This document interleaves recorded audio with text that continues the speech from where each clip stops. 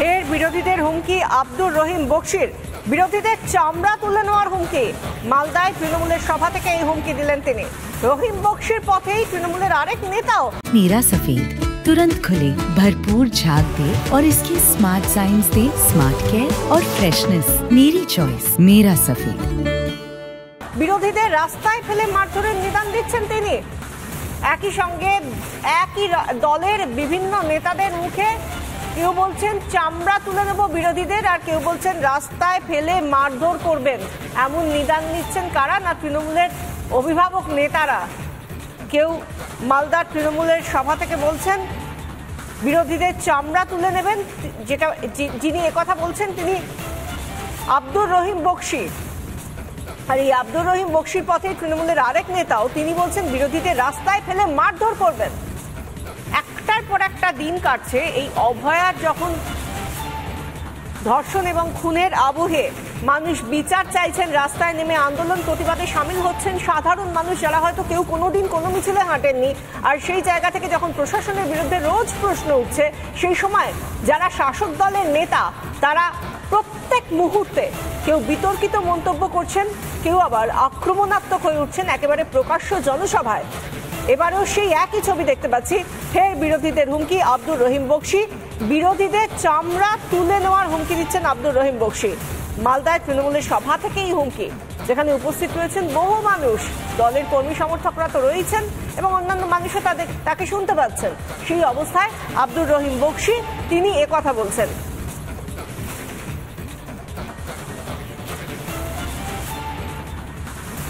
আমাদের পতাকা ছিঁড়ে যখন মানুষকে তারা সংগঠিত করতে পারছে না, যখন তারা মানুষের সমর্থন মালদা জেলায় পাচ্ছে না, যখন মালদা জেলার শুভবুদ্ধি জ্ঞানসম্পন্ন মানুষ বিজেপির পতাকা তলে সমাবেত হচ্ছেন না, সিপিএম এর পতাকা তলে সমাবেত হচ্ছেন না, তারপর তারা এই ধরনের একটা ঘৃণ্য চক্রান্ত করে আমাদের পতাকা ছিঁড়ে একখানে লাগিয়ে দেওয়ার চেষ্টা তারা করেছিল। তৃণমূল কংগ্রেসের এই একটি পতাকা তোমার বিজেপির কর্মীদের গায়ের 50টা চামড়া টেনে নামিয়ে দিবে তৃণমূল কংগ্রেস কর্মীরা।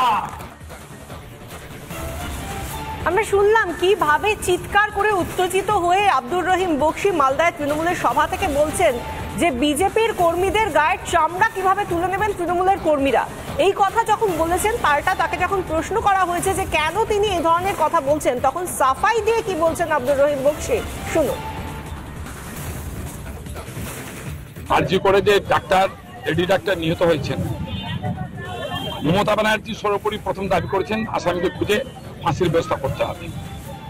আমরা তৃণমূল কংগ্রেসের রাস্তায় নেমে আন্দোলন করছি, সর্বস্তরের মানুষ আন্দোলন করছে, আমরা তাদেরকে পূর্ণ সমর্থন করছি। গত 4 তারিখে এখানে একটা মিছিল ছিল রাত্রে, সেই মিছিল খুব সুন্দরভাবে শেষ হয়েছে।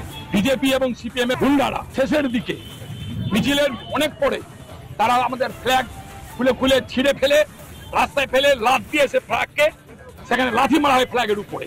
তাদের ইচ্ছা ছিল যে এই ফ্ল্যাগটা খুলবে এবং মিছিলের লোকের সাথে দাঙ্গাটা লাগিয়ে দিব তৃণমূল কংগ্রেসে। তুমি বন্ধু যদি একটা ফ্ল্যাগ খুলে পায়ের তলায় ফেলার চেষ্টা করো, তোর 50 লোকের পিঠের চামড়াটা খুলে দিবে তৃণমূল কংগ্রেস। চোখ বড় বড় করে উত্তেজিত হয়ে সেই কথাটা আবারও বললেন সাফাই দিতে গিয়েও মালদা জেলার তৃণমূলের সভাপতি আব্দুর রহিম বকশি। এবার আব্দুর রহিম বকশি নিজে একাই শুধু যে এরকম কথা বলছেন তা নয়, মালদা জেলার যিনি তৃণমূল কংগ্রেসের সহ সভাপতি দুলাল সরকার, তিনিও এক সুরেই একরকম ভাবেই কথা বলছেন। শুনুন তিনি কি বলছেন। যে মানুষগুলো রাতের বেলা আন্দোলনের মাধ্যমে নিরীহ লোকের, নিরীহ মায়েদের, বোনেদের আন্দোলনের মাঝে এবং শিক্ষিত মানুষ ছাত্রদের আন্দোলনের পিছনে দাঁড়িয়ে তৃণমূলে কংগ্রেসের ঝান্ডা খুলেছে, ডাঙ্গুল লাগিয়েছে, তাদের প্রত্যেকের আমাদের কাছে নির্দিষ্টভাবে অভিযোগ আছে। আমরা কিন্তু যদি মনে করতাম মমতা বন্দ্যোপাধ্যায়, অভিষেক বন্দ্যোপাধ্যায়ের নির্দেশ শুনবো না, ঝান্ডা আমাদের রক্ত, ঝান্ডা আমাদের কাছে মায়ের মতন, আমাদের কাছে পরিবারের মতন, সেই ঝান্ডা যারা পুড়িয়েছে তাদেরকে টাঙিয়ে রাস্তায় ফেলে দিতে পারতাম, কিন্তু ডাঙাইনি, মারিনি। কারণ হসপিটালে আমার ছোট ছোট ডক্টর ভাইরা, বোনেরা চিকিৎসা করছে না, তাকে ডাকাবো, সেও মৃত্যুতে যেতে বলে। তাই আমরা এই ডাঙানো থেকে বিরত থেকেছি। আরজিকর কাণ্ডের পর যখন সাধারণ মানুষের অনেক অভিযোগ রয়েছে প্রশাসনকে ঘিরে, প্রশাসনের বিরুদ্ধে, সেই সময় দাঁড়িয়ে বিশেষ করে বিজেপি ও সিপিএম এর বিরুদ্ধে তৃণমূলের আব্দুর রহিম বক্সি বা দুলাল সরকারদের বহু অভিযোগ রয়েছে, এমনটাই বললেন দুলাল সরকার। কিন্তু এই যে তাঁদের এই প্রতিক্রিয়া বা তাঁদের এই বক্তব্য, তার প্রতিক্রিয়ায় কি বলছেন উত্তর মালদার বিজেপি সাংসদ খগেন মুর্মু, শুনুন। তৃণমূল কংগ্রেসের হচ্ছে এই হুমকি ধমকানো, এই সমস্ত ছাড়া ওদের কোনো কাজ আছে? এরা তো হুমকি দেয়, ধমকায়, চমকায়। এটা শুধু তৃণমূলের যারা নিচে আছেন তারাই শুধু না, রাজ্যের মুখ্যমন্ত্রী স্বয়ং তিনি প্রধানমন্ত্রীকে হুমকি দেন, প্রধানমন্ত্রীকে হুমকি দেন। তিনি বলেন যে সারা দেশ জ্বালিয়ে দেবেন, যে পশ্চিমবাংলায় জ্বালাচ্ছেন সারা দেশে জ্বালিয়ে দেবেন। বিভিন্ন রাজ্যের কথা তিনি উল্লেখ করেন। এই হচ্ছে তৃণমূল কংগ্রেসের কালচার, এটা ওরা ওদের মুখেই সাজে। আমরা শুনলাম খগেন মুর্মু কি বলছেন, এবং আমরা অন্যান্য সময়ও দেখেছি বারবার বিরোধীদেরকে নিশানা করা হয় তৃণমূল কংগ্রেস বা শাসক দলের তরফ থেকে, কিন্তু সেই আবহ সেটা ভোটের সময় হতে পারে, ভোটের আগে পরে হতে পারে, কিন্তু এই মুহূর্তে দাঁড়িয়ে যেখানে 1 মাস হতে চললো, আগামীকাল 1 মাস হবে এই অভয়া কাণ্ডের, এবং সেই জায়গায় প্রত্যেকটা দিন মানুষ পথে নেমে বিক্ষোভ দেখাচ্ছেন, প্রতিবাদ করছেন, বলছেন বিচার চাই, সেই জায়গায় শুধু কোনো রাজনৈতিক দলের প্রতিনিধিরা নয়, সাধারণ মানুষ আরো বেশি করে পথে নেমে প্রতিবাদ করছেন। আর সেখানে খুব অসুবিধা হয়ে যাচ্ছে শাসক দলের। সেই কারণেই শাসক দলের তরফ থেকে পাল্টা সবাইকে দাগিয়ে দেওয়া হচ্ছে যে তারা যদি এতটা বেড়ে যায় তাহলে তাদেরকে চামড়া গুটিয়ে নেবেন বা তাদের জন্য যা যা ব্যবস্থা করা সেগুলো করবেন, বলছেন তৃণমূলের শাসক দলের নেতারা। আমাদের সঙ্গে রয়েছেন কংগ্রেস মুখপাত্র সৌম্য আইচ রায়। সৌম্যবাবু, আপনার কাছ থেকে জানতে চাইবো যে যেভাবে আমরা দেখেছি এর আগেও বিরোধীদের উদ্দেশ্যে বারবার নানা রকম কটু কথা বা আক্রমণাত্মক মন্তব্য করেছেন শাসক দলের নেতারা, কিন্তু আজকের যে আবহটা সেটা তো একেবারেই আলাদা, প্রেক্ষিত আলাদা। এই জায়গায় দাঁড়িয়ে তাদের এভাবে আক্রমণ, সেটাকে কিভাবে দেখছেন? দেখুন, মুখ্যমন্ত্রী ছাত্রদের মিটিং এ সুর বেঁধে দিয়েছেন, টিউন সেট করে দিয়েছেন যে ফোঁস করতে হবে, মানে তোমরা এবার আক্রমণ করো, ফোঁস করো বিরোধীকে। আসে বিরোধীরা আমরা অভ্যস্ত, আমরা জানি, আমরা মার খেতে খেতে বিরোধীরা আজকে কোণঠাসা।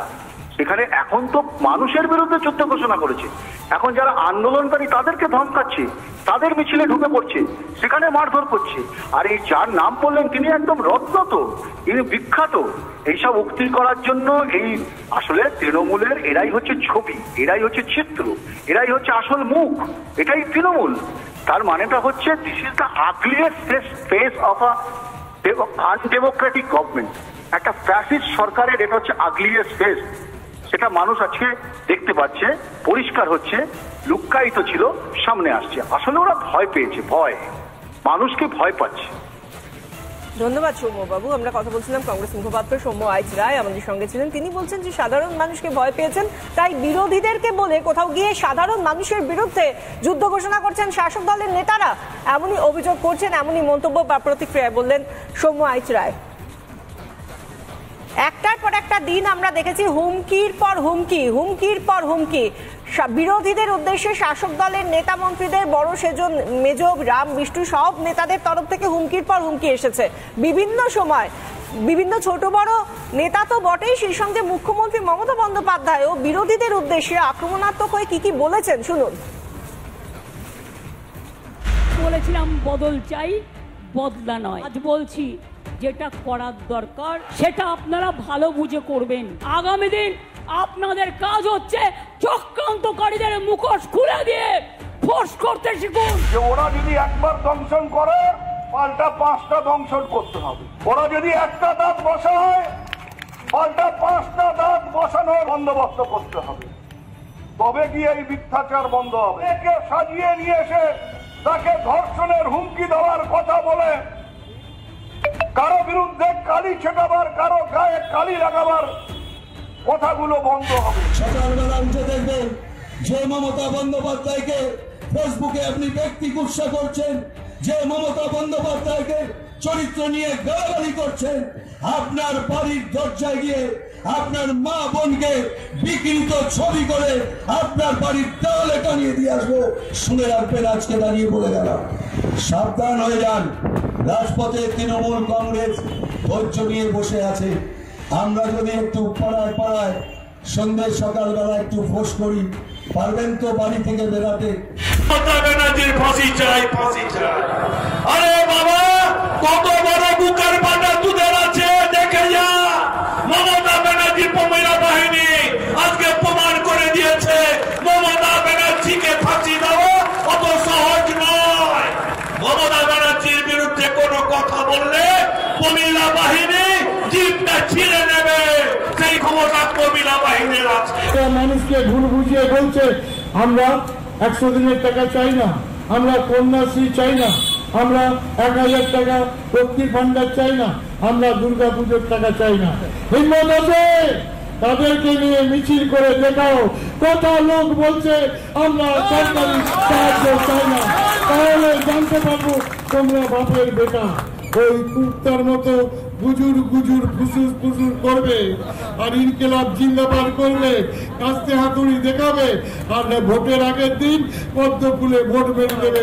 তোমাদেরকে বিশ্বাস করবে। আর তৃণমূল কংগ্রেস কর্মীদের ফোঁস করতে হবে বন্ধু, ফোঁস করুন, ওরা যাবে, ফোঁস করে দিন। কুকুরের মতো পালিয়ে যাবে, শেয়ালের মতো দৌড়াবে, এদের করার কিছু নেই।